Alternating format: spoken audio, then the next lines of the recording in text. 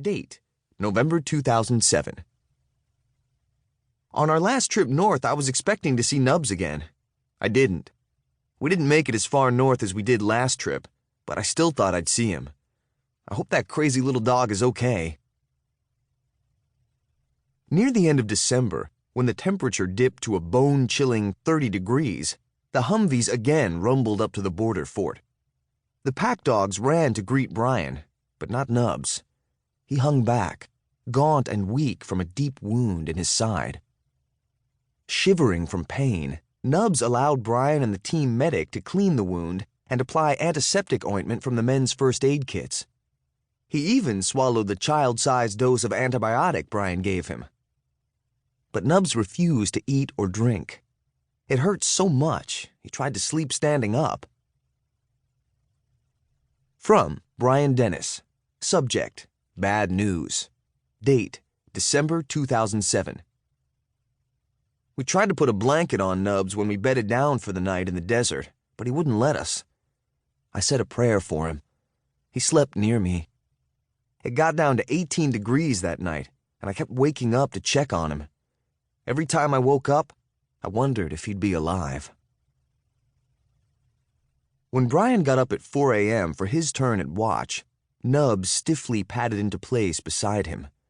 Head and tail drooping, he faithfully made the rounds with Brian. The next day, Nubs watched as Brian and his team prepared to leave. He touched his nose to Brian's face as Brian bent down to pet him goodbye. He felt Brian's head on his and heard him whisper, "Hey, buddy, you need to eat. You need to get better." Then Brian climbed into Boss and the 3 Humvees pulled away. Determined not to be left behind again, Nubs chased after Brian. He couldn't keep up. Alone, he returned to the fort. 2 long weeks later, Scout, Boss, and Chuck thundered up to Nubs's fort again. This time, Nubs was there to greet them, tail wagging but still moving slowly. For a few peaceful days, Nubs stuck close to his human pack. Brian took special care of him, doctoring his wound every morning. Nubs gobbled up his share of Brian's MREs, especially the beef patties. They wrestled and played Give Me 5. Brian rubbed Nubs's belly every time he asked. If Brian stopped too soon, Nubs pawed him and made him rub some more. Each night, after the sun set over the desert, Nubs and Brian did their job together. Under an ice-black sky of 1,000 stars, they kept watch over everyone. All too soon, it was time for Brian to leave again. Nubs followed close on his heels. Brian tightened his winter scarf, a keffiyeh, around his neck, and then climbed inside the Humvee. He leaned out and said to Nubs, "You take care of yourself, buddy." The vehicles rolled across the desert, slowly at first, then picking up speed, heading for the command outpost, far away on the Jordanian border. Nubs cried as he chased them across the cold, coarse sand. Because of his wound, he could not keep up.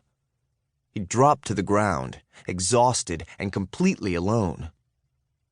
When Nubs sat up, Scout, Boss, and Chuck were out of sight. He struggled to his feet and began walking. Nubs trekked mile after treacherous mile across the desert, shivering through frozen days and nights. There was little to eat and even less to drink.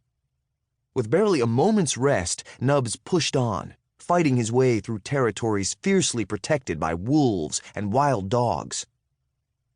2 snowy days and 70 miles later, Nubs limped into the Iraqi battalion headquarters, where Brian was working. A team member ran inside, shouting to Brian, "You're not going to believe who's here."